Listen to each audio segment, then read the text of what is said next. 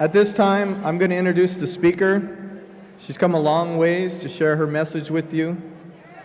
I hope that you can respect that by giving her a quiet space to share that.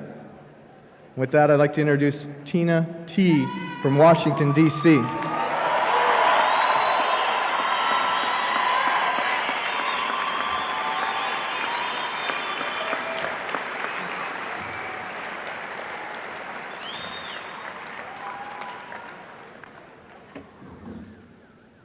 My name is Tina and I'm an addict. And I'm very, very grateful to be here. First, I'd like to thank the committee for asking me to come and for being so nice to me since I've been here. Even from the guy that picked me up at the airport. I've been sick and I didn't think I was going to be able to share this morning. I thought I was going to be in the emergency room. But when I looked around a moment ago and saw the people standing with the 30 days,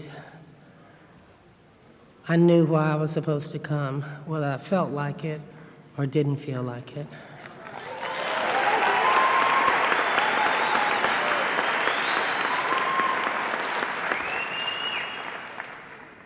And I like to say to the people with the 30 days that my hope is that you will get hope from my story like I got hope from someone else's story some years ago at a convention. I'm from Washington, D.C. And I've been living there most of the last 20 years of my life. And I like to take you back further than that to tell you how sick I was before I got to this program. When I was 3 years old, I was forced to take my clothes off,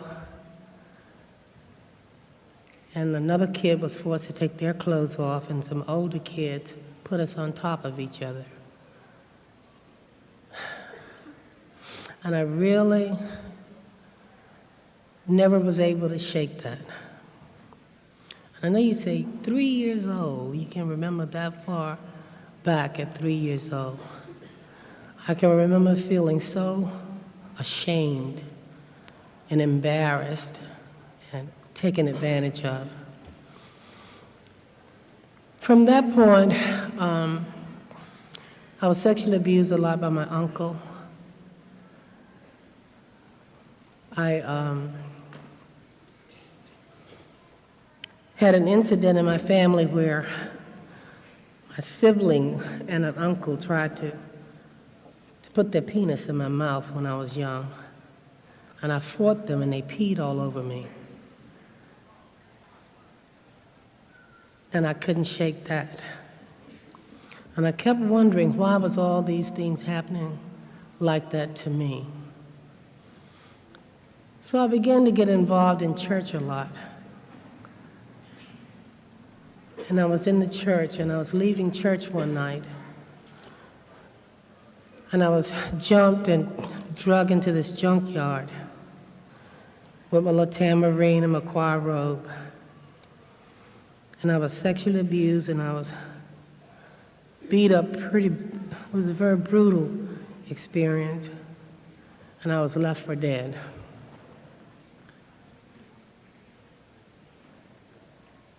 Now, the things that I'm telling you now I couldn't talk about when I got here.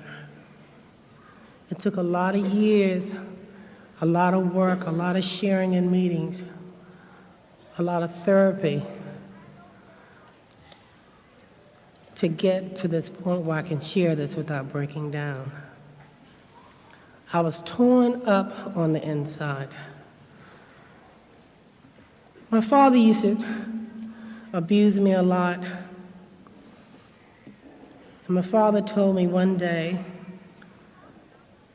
that he wished that he had jerked off on the ground when he screwed my mother and had some shit like me.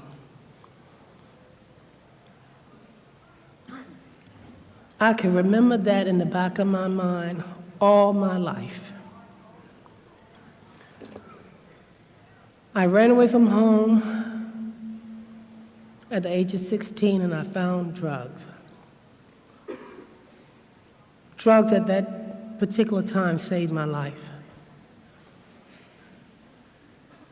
And I continued to use drugs for years and years and years. I dropped out of school, I didn't have an education. I went to the streets and I began to prostitute. I began to rob and steal and lie and do whatever it took to use to live.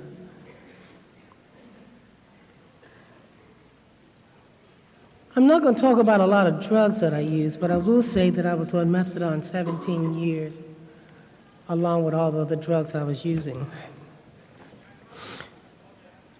And when I say that, it's because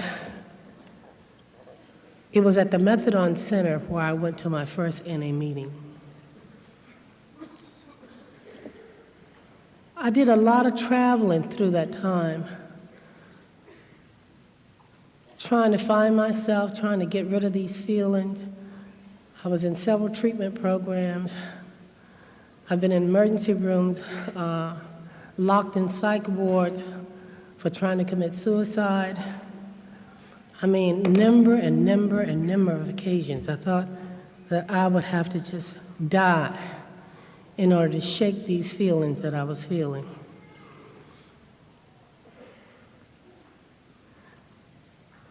I remember some years ago, they had a program set up where they issued Dolafines to help addicts. I was on that program.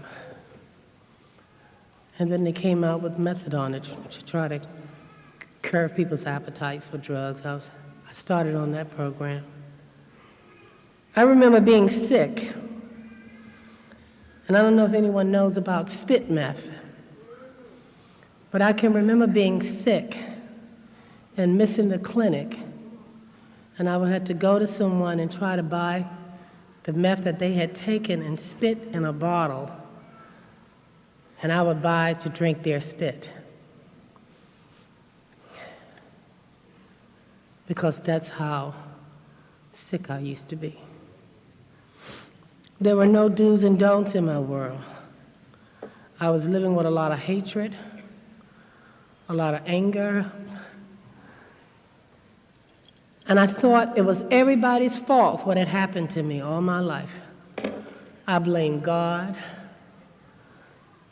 I blamed my father. I blamed my mother for not removing me from the situation. I blamed myself. I thought it was because I was black. My grandfather's white. I didn't belong. My nose wasn't wide enough or it wasn't pointed enough. My lips wasn't thick enough or I just didn't like myself. And I rarely would come to anything near that. If someone asked me how was I doing, I was always fine. I had to act as if that acted as if.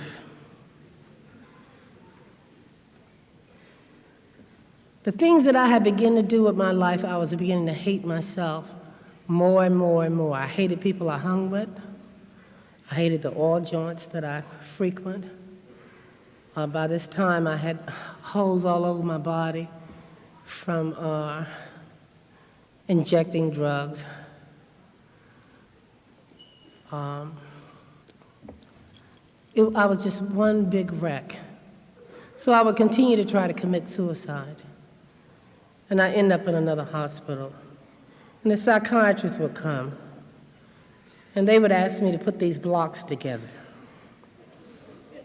And I would cuss them out. What the hell do I need to put some blocks together for? How's this gonna help me? You know, didn't know how I needed help. I didn't know what kind of help. And I was always trying to tell somebody what wasn't gonna help. I mean, it's real crazy. But anyway, I kept on this journey, this journey of death, until I got to this program. When I got to this program, I was hanging in a park in Washington, D.C. I would get dressed every day to go get my meth and my other whatever I got. And I would go sit in this park with other people that was like myself. One day, it was raining real bad. And I went to that park to meet my friends, and I sit there with an umbrella all evening in the rain. They didn't come. I had alienated myself. I was so lonely. But this was my world now. You know, hanging with people that were misfits, just like me. But they had enough sense not to even come into a park and sit on a bench in the rain. But I did. I was doing things that was so degrading to my spirit. One night I was out, and I ran into this blind man. And this blind man was telling me how nice I was. And I robbed him to get some drugs. I couldn't shake that feeling. I don't care how high I got. I couldn't shake it. And it stays with me even right now. The things that I had stooped to, the things that I was doing in order to get money, to find ways and means to get more. When I was going to this meth clinic, I saw some people coming inside in the evening that were using with me, and they were looking different.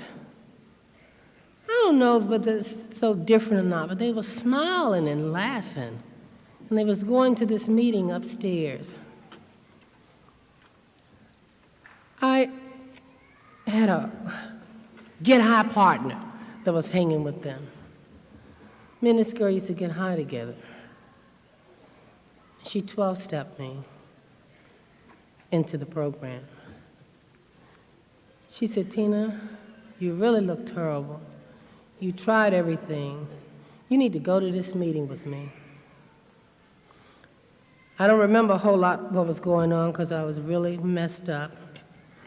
I was suffering from pancreatitis from drinking out of beer cans. I couldn't keep food down, I couldn't keep my meth down, and I couldn't get drugs in. There was no veins left. I was just a pure wreck. I was just a pure wreck. She asked me to come to this meeting with her. All I knew that it was a meeting about drugs. If you mentioned drugs, I was game. I didn't even know they were talking about not using the drug. And you know what? I took pride in being a dope fiend. I took pride in being an addict. Don't call me a drunk. I ain't no damn drunk. You know, I'm hip. I use drugs. Stick my chest out, because I use buku drugs, much drugs. Took pride in it, false pride. But anyway, I came to these meetings. I don't know what they were talking about. I don't remember who was sharing or nothing. But I remember, as bad as I felt and as bad as I looked, that they embraced me and hugged me, and they told me to keep coming back. That stands out even today.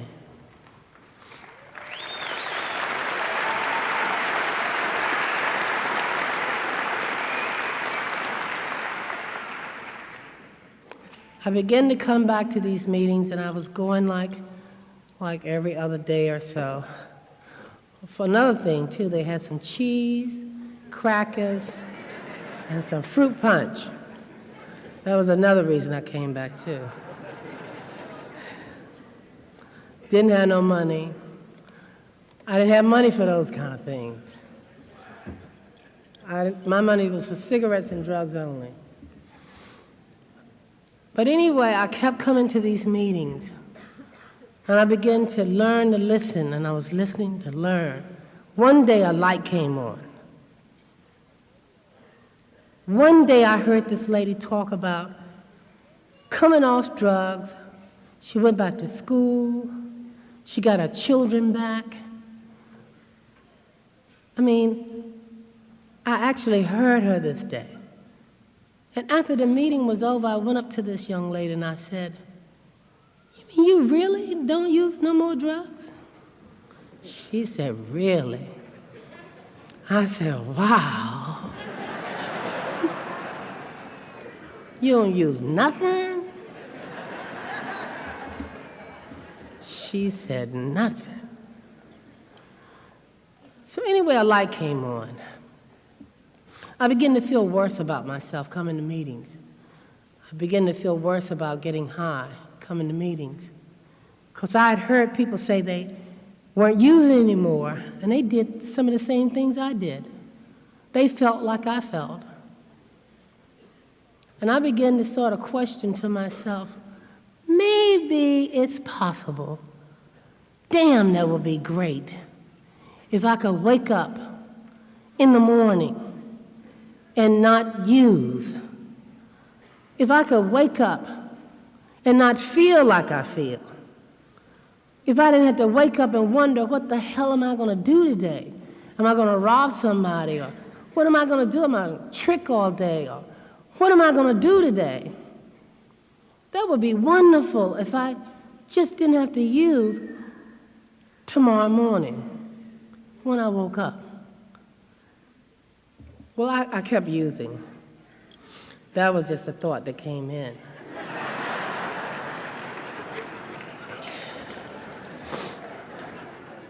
But what I'm saying is I'm having other things coming into my mind now. Because people was telling me things like, "Tina, you can't come off methadone. You've been on 17 years. It's in your bones. It's in your mind. You cannot stop. You know, along with all the other drugs, you just can't stop just like that. You need some Darvocets or some Percodans or something to come off that stuff." And that's what I was doing. I was collecting me some Darvocets and Percodans.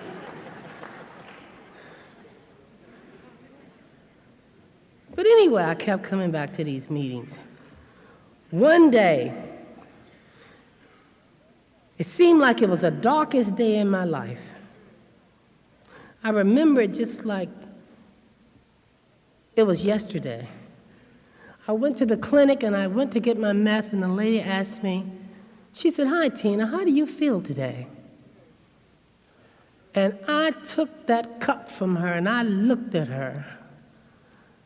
And I got angry. I said, "The nerve of you ask me how in the hell I feel. You giving me this stuff and you ask me how am I feeling." But I felt so bad inside. And I walked out of there. I drank that stuff and I walked out of there. I have never been to Howard University Psych Unit. There was one hospital that I escaped. I've been to all the rest of them. But I walked to Howard University Hospital, caught the elevator to the psych unit, and I walked in there and told her, "If somebody don't help me today, I'm going to commit suicide. I don't want to live another day like I'm living. I don't want to go another hour like I'm living." I didn't have any insurance. I've been calling treatment programs. And I'm telling them, "I'm a hoe. What hoe has insurance?"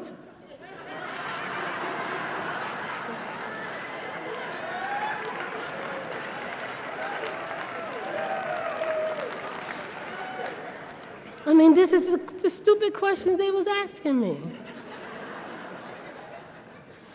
Blue Cross, Blue Shield and stuff. What's wrong with them? I'm telling them I'm a addict from the street. So anyway, this lady looked at me, and within 20 minutes, she had me admitted in the hospital with not a dime.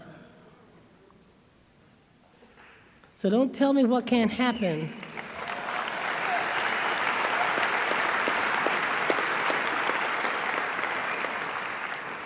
Don't tell me what can't happen when you start praying and you start asking for help. Help will come. I went into that hospital, and I've been coming to meetings for a while, so I had my basic text and I had my Bible. Now, I don't know what I was doing with either one of them. Shouldn't have had them both. Definitely shouldn't have had them both.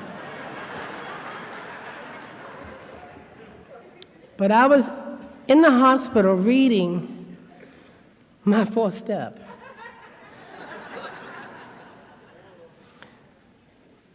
I got up, got a bobby pin out of my hair, and began to try to pluck my vein out of my arm so that I could bleed to death. And I tell people that I sponsor, time is important in a fourth step. You have to be prepared to get there. You have to believe that it's going to be okay. When I begin to look at my life and the wreck that I had made out of my life, when I begin to look at where I was at and what I had been doing to myself, I didn't want to live. And I tried to end it there in the hospital. Well, they found me and they put me on a 24-hour watch. They had the nurse to watch me 24 hours a day until they could get me into the psych unit. And they got me in the psych unit. Still don't know how bad my problem is. Still don't know. And when you come around and you think your problem is not the same as somebody else, it takes time to get clear on what the problem is.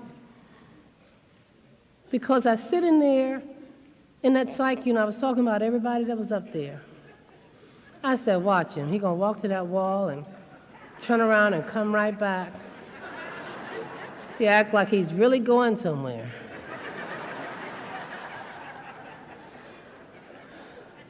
So I had been to some NA meetings, so I told them, y'all need a meeting up here.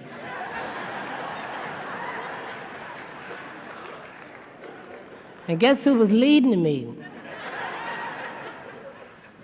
And I had just tried to commit suicide. But I got some chairs together, and I got them in a circle. One lady was dropping food all out her mouth and stuff. One guy was doing a Thorazine shuffle.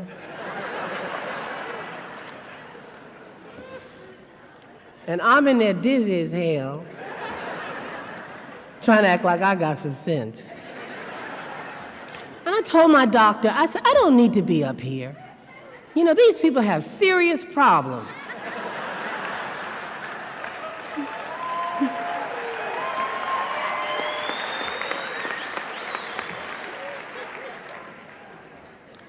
Doctor sit me down. He said, let me tell you something.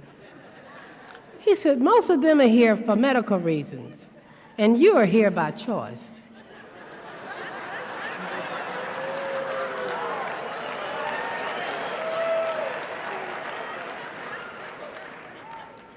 I didn't like that feeling. Whew. You talking about tough love. But anyway, what he did was, he put the ball back in my court. I remember still going there, feeling okay, and something happened in that psych unit. And I tell it to people, and I tell it to people, and people think that, I don't know what they think, but I tell them about a life and death experience I had in the psych unit. I used to pray this prayer for years and years and years. Now lay me down to sleep. I pray the Lord my soul to keep. Lord, please let me die before I wake. And I pray the Lord my soul to take. I mean, I was living on death row every day with that prayer. And I prayed that in the psych unit. And I got on my knees beside the bed and I said, Lord, let me die before I wake. I had no idea that I could stop using drugs. If someone would have told me that I would have gone as long as I've gone without the use of drugs or something, I would say, you are absolutely out of your mind. You don't understand what I've been through. I got bad nerves. You know, I need something. That's what I used to always tell these doctors. I remember I told my therapist, I'm getting ready to have a nervous breakdown. Can you admit me in the hospital? She said, well, sit down for a minute. Let's talk about it. Well, how do you feel? I said, I feel like every damn thing is caving in on me. She said, well, I feel the same way.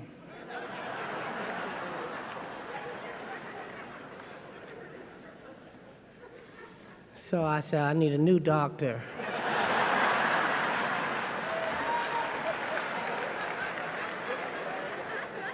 This one is beginning to know me. But anyway, I stayed in that psych unit 28 days, and I came out, and I went right back to my meetings. I remember really wanting to give up in that psych unit. I had gotten a sponsor, and I called my sponsor. She said to me, I said, Doreen, it's really, really rough. I said, I can't make it. I'm getting ready to leave. She said, baby, you don't have to go through this but one time. And you don't ever have to look back on this day.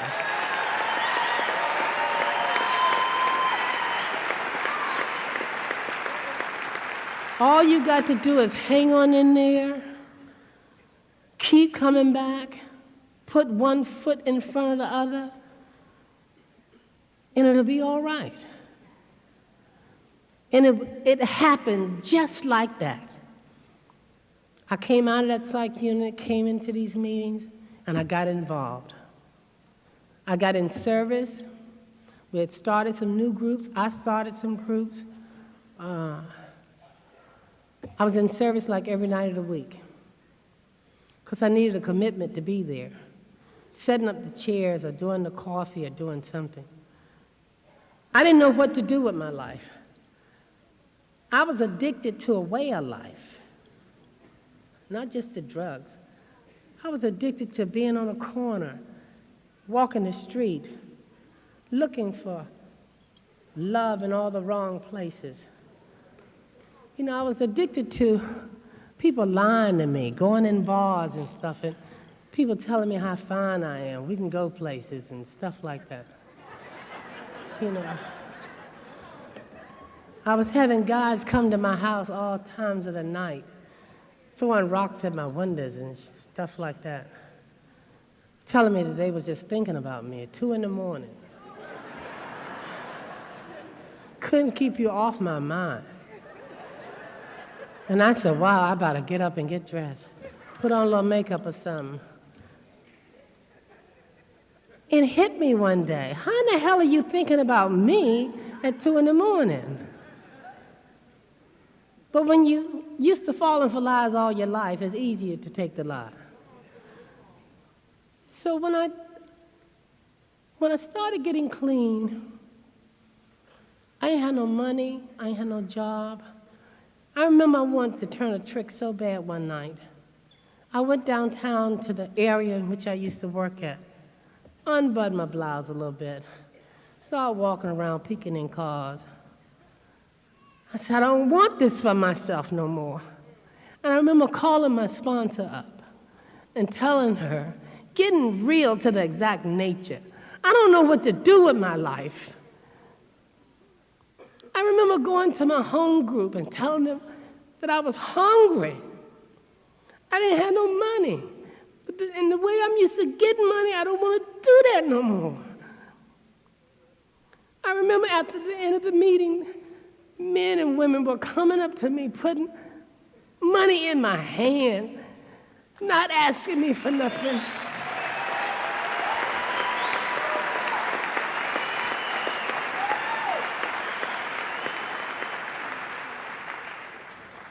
They didn't ask me for nothing. They didn't try to sleep with me. I went home and I got on my knees and I prayed and I cried and I just rocked. It's been a long time since I had that kind of love. I thought I had it when I was little, but somehow or another I was robbed of that. Y'all gave me that back when I got here. You told me that you would love me until I learned how to love myself.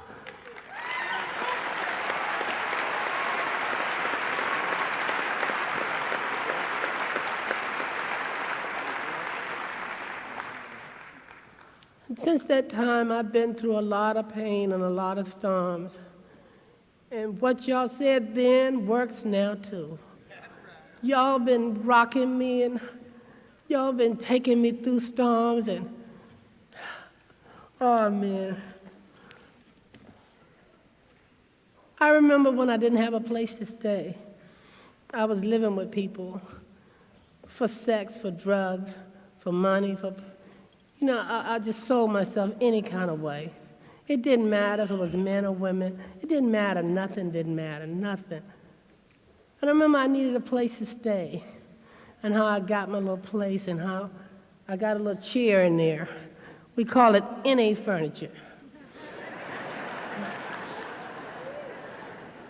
Somebody got them a brand new couch, so they gave me the little chair. That's how it worked. I started beauty school. I didn't have no education, so I went to beauty school. The girl gave me her uniform so I could have some white uniforms to wear to beauty school. The girl wore a size 6. I wore a size 12. No one knew that the pants never came no further than my hip, my butt. But I had a jacket that came down to my knees, so they never knew. I'm talking about what lengths are you willing to go to get this?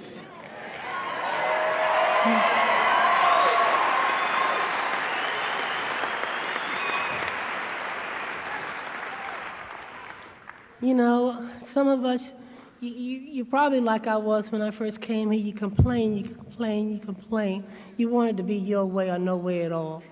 You know, and that's what I was doing. But this is what happened. People told me things like, shut up. Learn and listen.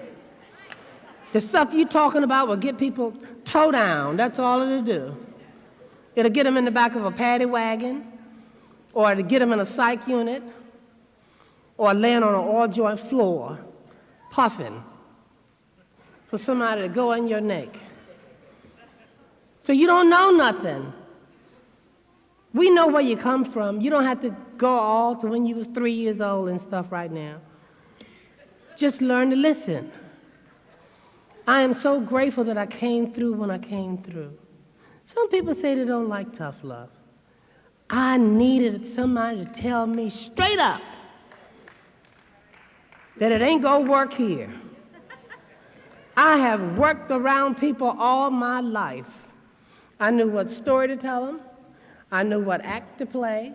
I knew when to bring my drama out, and I knew how to do it. With the doctors and psychologists, I would go in front of the judge and I put it on in front of the judge. You know how you get arrested and you try to talk to the judge so no one hears you but the judge? Because you don't want the whole courtroom to know you're pleading for your life.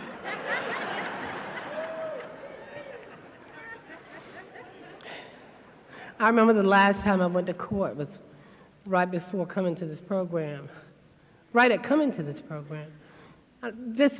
Maybe the judge was in the program too, because he was the only one that cut me off. I told him, I said, Your Honor, if you give me another chance, I'm going back to school. I already got enrolled in school, and I'm doing much better now. And he hit on the thing. He said, that's enough.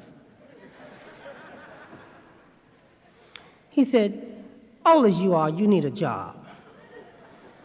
He said, I looked at your records. You've been playing the system long enough. Don't you go into school. Anyway, he gave me some time and he took it back because I'd been in NA for a while. And he listened to my sponsor, took the witness stand. And my sponsor talked about the 5 years at the time that she had clean. And then someone else from the program took the witness stand. And the judge, he looked around. He said, I commend you people. He He said, but the day you broke this law, that's the day I'm going to deal with.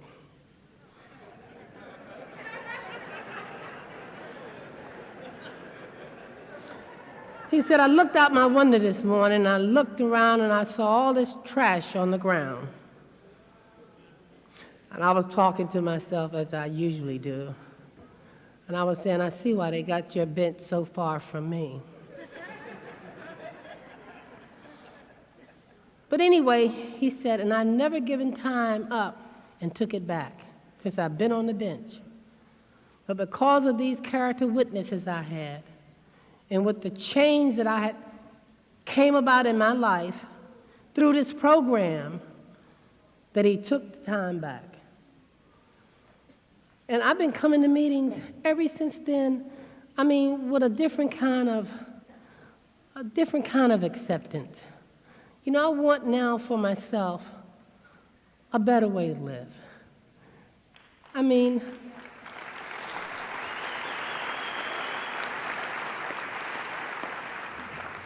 For the first time in my life, I'm living. Actually living through the hard times, through the ups and the downs. I got sick some years ago, and I found out that I was HIV positive. Now, I just knew that would make me kill myself. And I thought about it. I left the doctor's office. And I rode home, and I cried all the way home. I wasn't active like I used to be. I wasn't shooting up. I'd taken this test several times before it came up clean. But then I was diagnosed with the virus. And I remember calling my sponsor up. Because let me tell you what happened before that. I was sponsoring all these people with the virus. And I was saying to myself, why is God sending all these people to me to sponsor that are HIV positive? And I was going to the hospital, sitting there with them, and they would ask me, I can't eat this. Why don't you eat it? I said, that's okay, I'm not hungry. I was scared to even be around them at some point. I would leave out of there washing my hands and stuff because I was stupid, is what I was. And then all of a sudden, some of them passed, and one in particular had a will signed up for me to take care of all the arrangements and the service and everything, and his father was a minister. I'm saying, why are they putting me on the spot like this? We never know when we interact with each other what the role is. We don't know what God has in store. But this is what was happening. He was preparing me. And I really believe that today. My higher power was preparing me for what I was about to embrace. They taught me how to stick it out. I watched people skin change, color change, whole body frame change. I watched people that couldn't even walk. I watched people, and they still were smiling, saying, I'm going to have my anniversary, and I'm clean.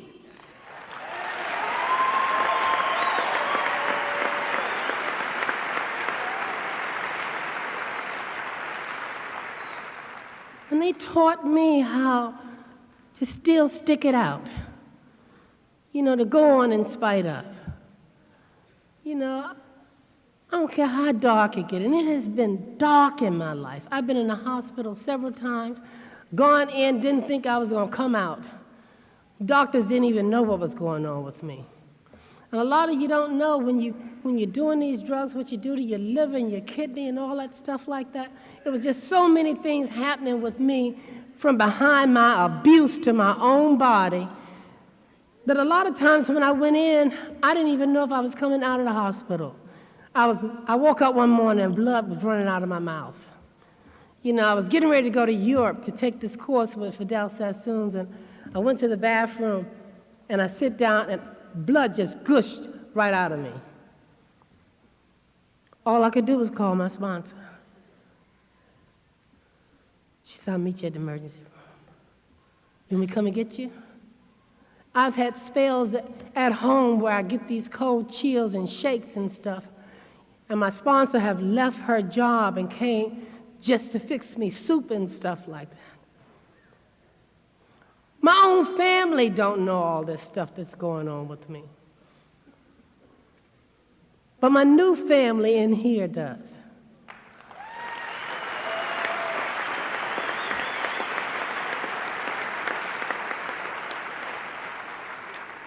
You know, I had a brother to die not too long ago from leukemia. And I want to talk to my mother, and I want to tell her where I'm at. But I didn't want to put that on her, you know. And I don't want people feeling sorry for me. You know, I'm all right. I was going through it last night. Before I came up here, I got this chill and stuff again. I was shaking all over. I've been bleeding for about a month. You know, they did a colon exam, everything. I'm still passing blood. But you know, I know it's going to be all right.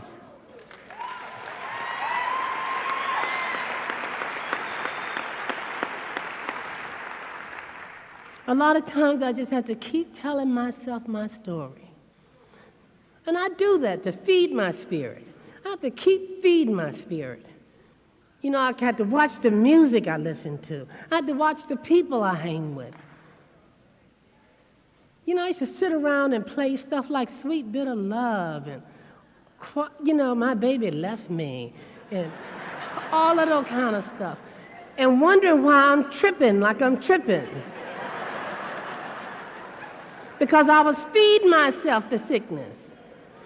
So I have to watch what I feed myself.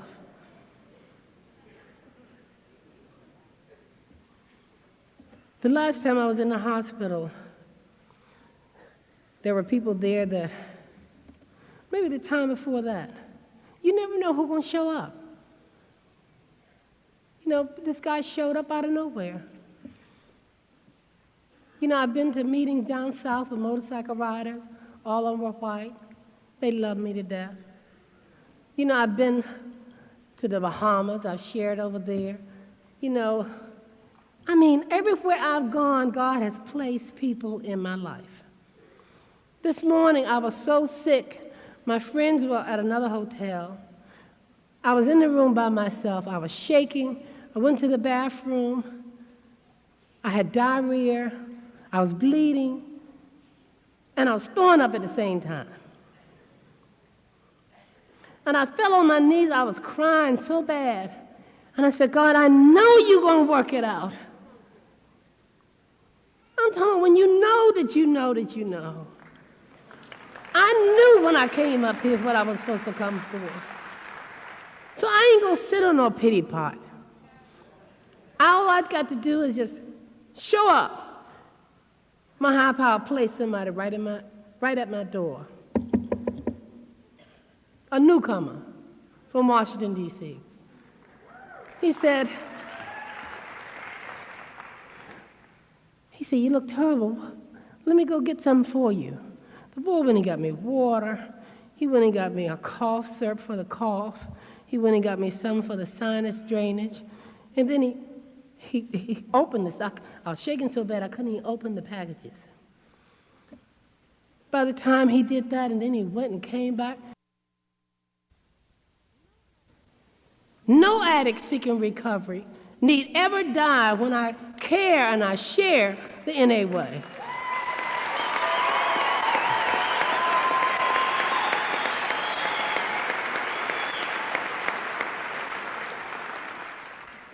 You know, some of us don't know what that means, but you're missing out. You know, I got together some people in D.C. We did a big fundraiser for children with AIDS. Gave them the money.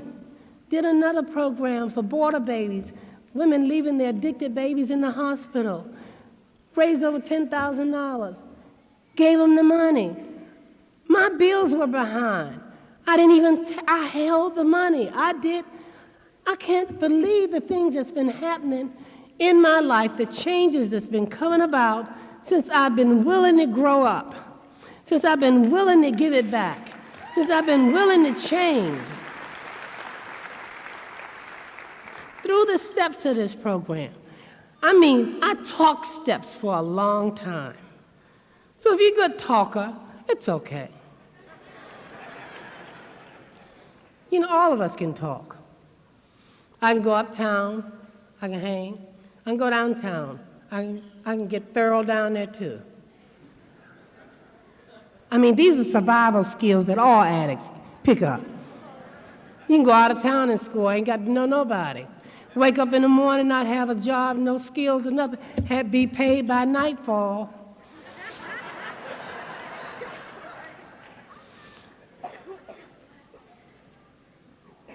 But I'm learning another side now about giving, about sharing with people.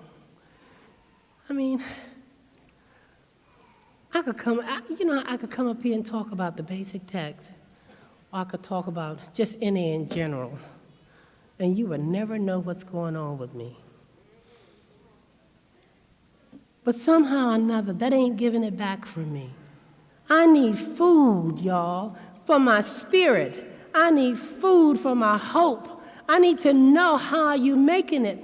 When I look around and I see people going on in spite of, with the virus or cancer or whatever comes in their way, when I see that with my eyes, I believe.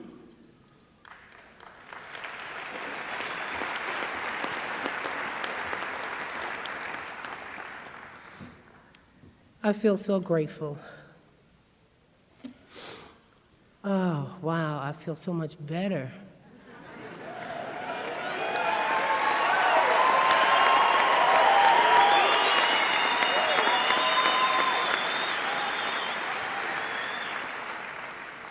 My higher power has a way of working it out. And if you don't have a relationship with a higher power, you are missing out.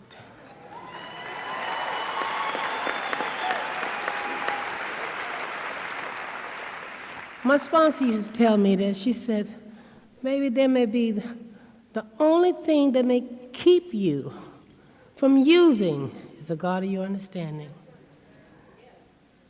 And believe me, there have been some nights through this journey.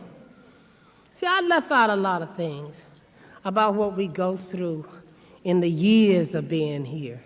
You know, the first year or so, I'm motivated by pain now. So I'm going to get clean for 30 days. I'm motivated by pain, so I'm going to get 60 days. Up to a year, because then I got a goal. I got to show y'all I can do the year.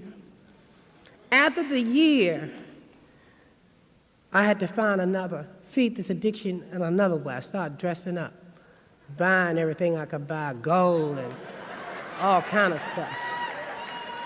Because I got to impress you now, to let you know I'm the one most likely to succeed.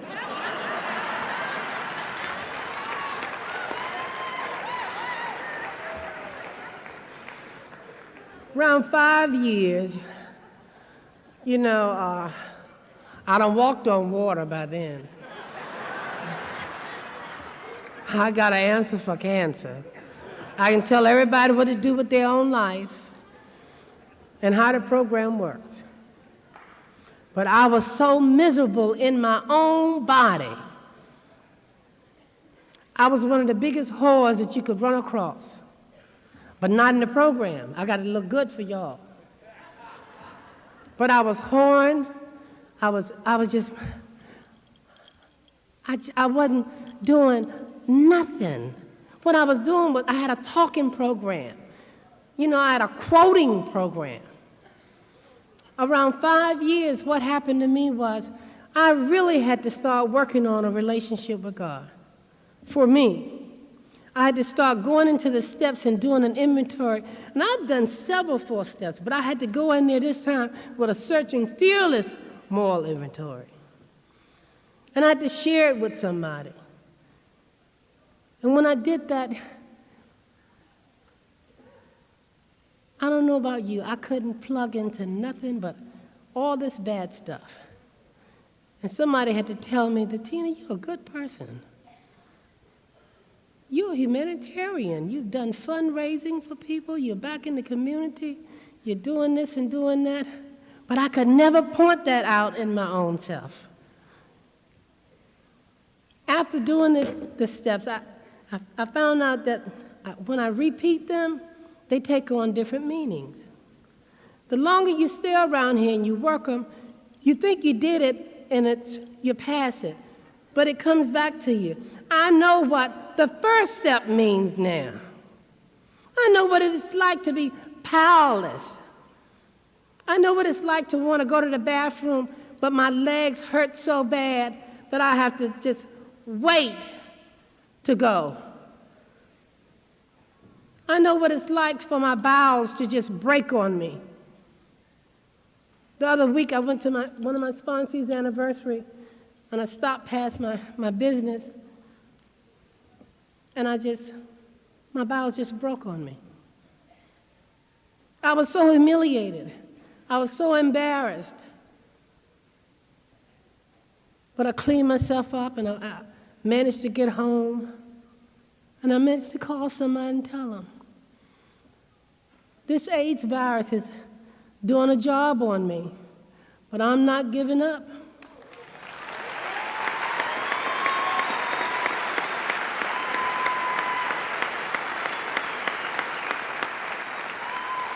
See, when y'all taught me about the threefold illness, you let me know that this old frame right here ain't all I got, that I live inside. You told me it was physical, mental, and spiritual. And spiritually, I'm getting stronger. Mentally, I'm getting better. Physically, I'm going through some changes. But you know what? I ain't giving up.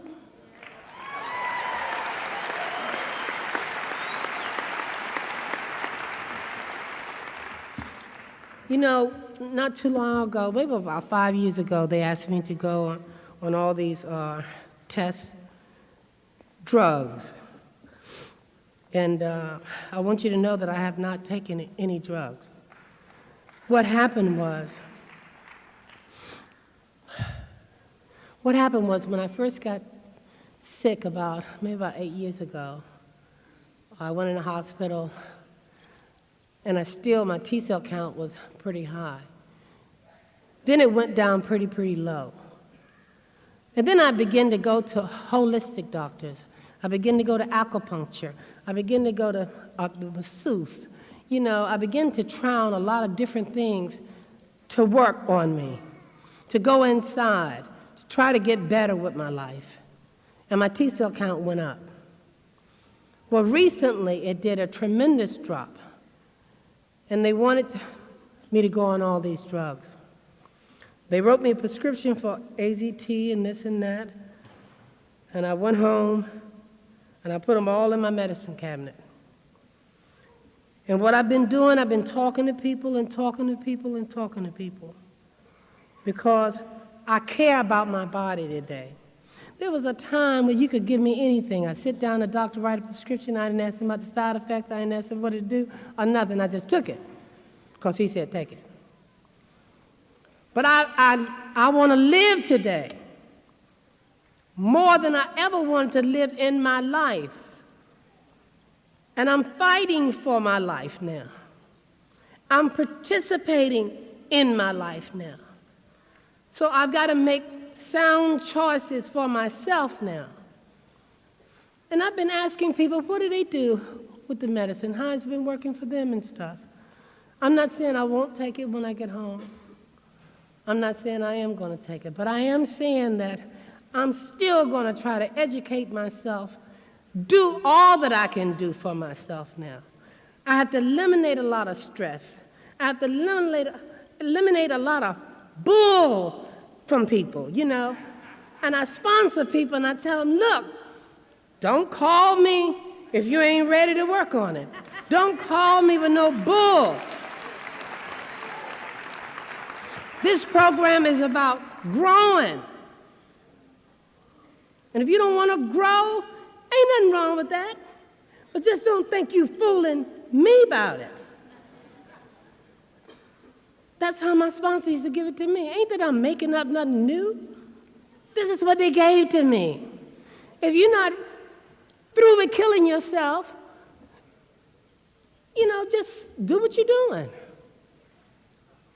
It's okay. But I'm just so happy. My life is really a dream. I've left out so much in my story, and the time is winding up. But I am so grateful that I came and I met you people. And what you told me wasn't a lie. And you've been loving me and teaching me. I've been bucking a little, and I ain't been doing it all right away. But I've followed your suggestions, working the steps, working the traditions, and things have been working out. Today, I own my own business as a result of going to school and coming to meetings and people telling me, you can do it. This is the second business I opened. I have a beauty salon. I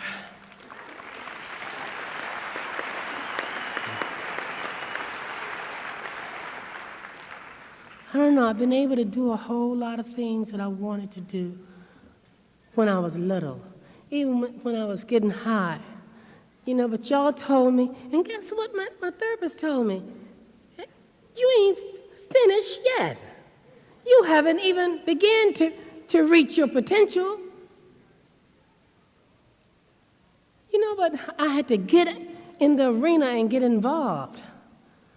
Stop being so jealous-hearted, so envious of people and stuff. Look at where they come from. Look at where they're at now. Then find out what they did to do that. I went through a lot of storms in here.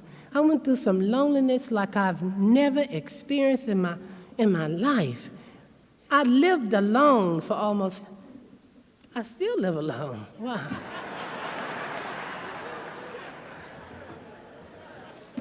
For 13 years. I thought I had to have somebody. I thought it was okay to throw rocks at my window. You better not come past my damn house throwing a rock at my window now.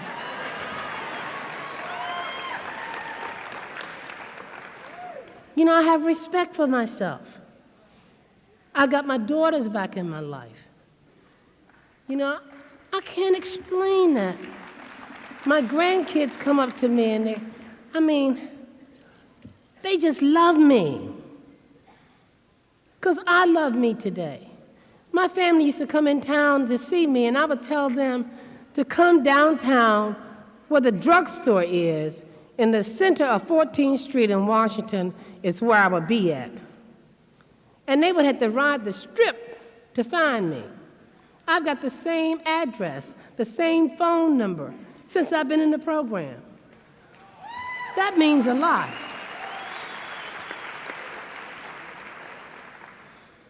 It's about growing up, feeling good about yourself.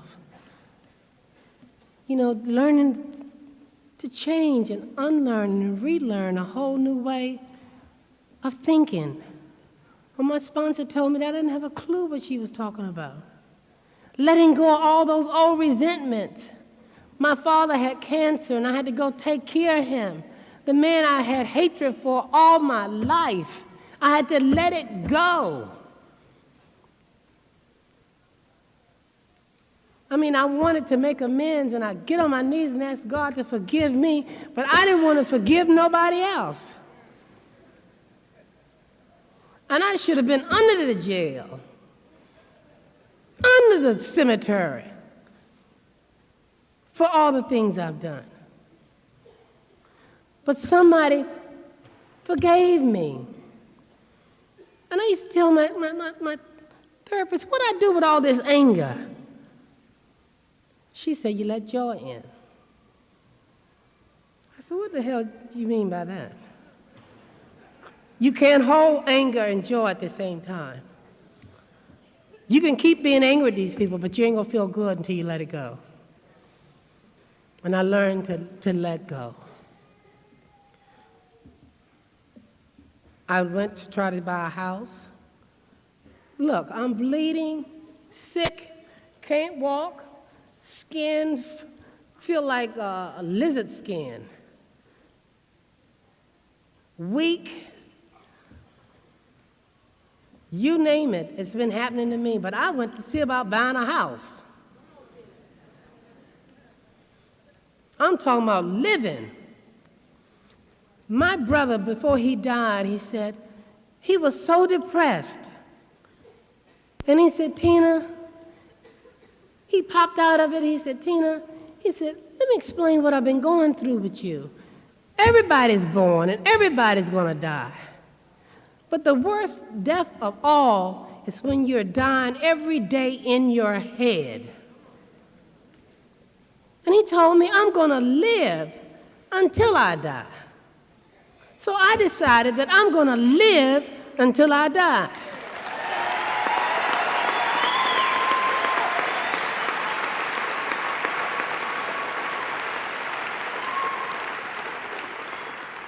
And I looked around this morning, I looked out that window, and I just looked up and said, I want to thank you.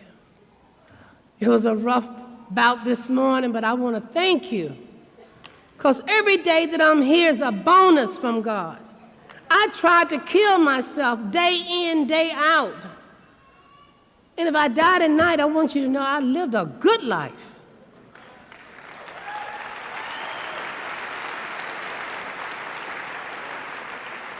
I mean, I've been clean 13 years.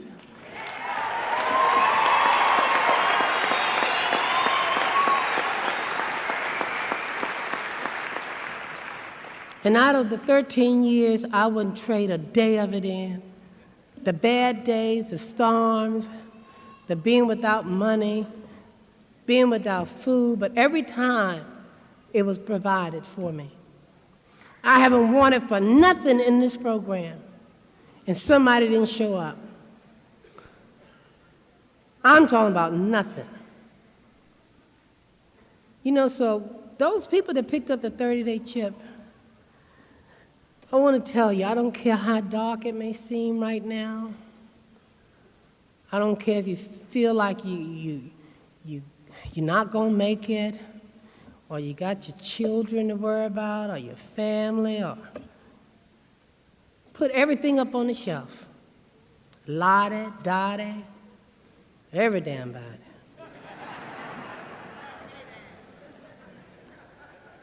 And work on you. And work on you for the first time. For the first time, you'll begin to see. People gonna talk about you. It ain't gonna look like it's gonna be no piece of cake. But you ain't got to go through this but one time.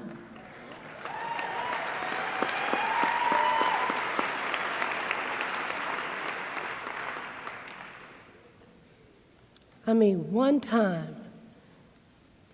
When my sponsor told me that, you know this new record out, I Wish I Could Fly, R. Kelly or somebody.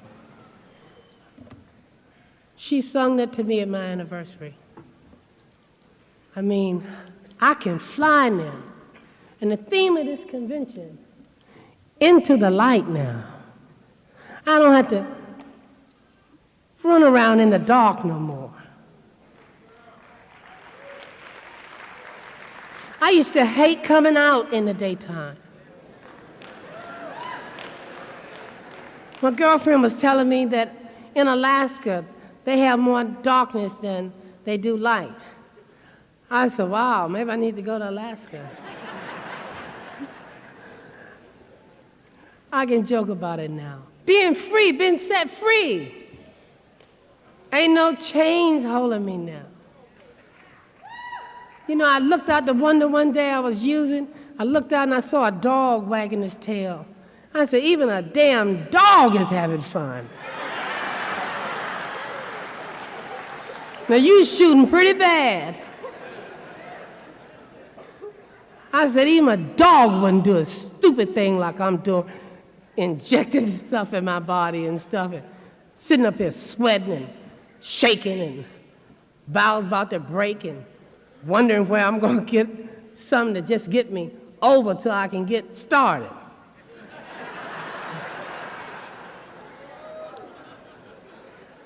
but I'm out in the light now. Into the light. I want to thank you so much for letting me share.